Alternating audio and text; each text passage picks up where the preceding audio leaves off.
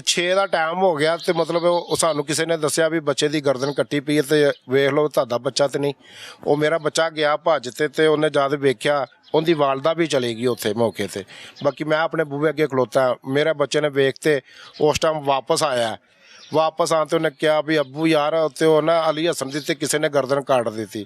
ਮੈਨੇ ਇਦੋਂ ਇਸ ਤਰ੍ਹਾਂ ਦੌੜ ਲਾਈ, ਇਸ ਤਰ੍ਹਾਂ ਪਹੁੰਚ ਕਿਵੇਂ ਅੱਗ ਹੁੰਦੀ।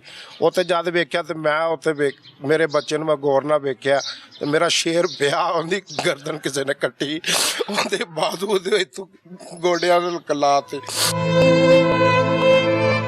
ਉਸ ਤੋਂ ਬਾਅਦ ਉਹ ਵੀ ਚੀਜ਼ ਉਹਨਾਂ ਨੇ ਪਿਸ਼ਾਬ ਵਾਲੀ ਚੀਜ਼ ਵੀ ਲਾਤੀ। ਮੈਂ ਉਹ ਬੱਚੇ ਨੂੰ ਵੇਖਦੇ ਇੰਨਾ ਕਲੇਜਾ, ਸਾਨੂੰ ਕਿਸੇ ਨੇ ਲਾਗੇ ਨਹੀਂ ਜਾਣ ਦਿੱਤਾ। ਉਹਨਾਂ ਨੇ ਕਹਿੰਦੇ ਨਹੀਂ ਅਸੀਂ ਪੁਲਿਸ ਆਈ ਦੀ ਤੇ ਉਹ ਮੌਕਾ ਵੇਖੇ ਦੀ। ਅਸੀਂ ਫਿਰ ਆਪਣੇ ਜੋ ਦਿਲ ਦੀ ਭੜਾਸ ਸੀ ਅਸੀਂ ਉਸ ਟਾਈਮ ਇੱਕ ਸਾਈਡ ਤੇ ਉਹਦੇ ਆਪਣਾ ਰੋਂਦੇ ਧੋਂਦੇ ਰਹੇ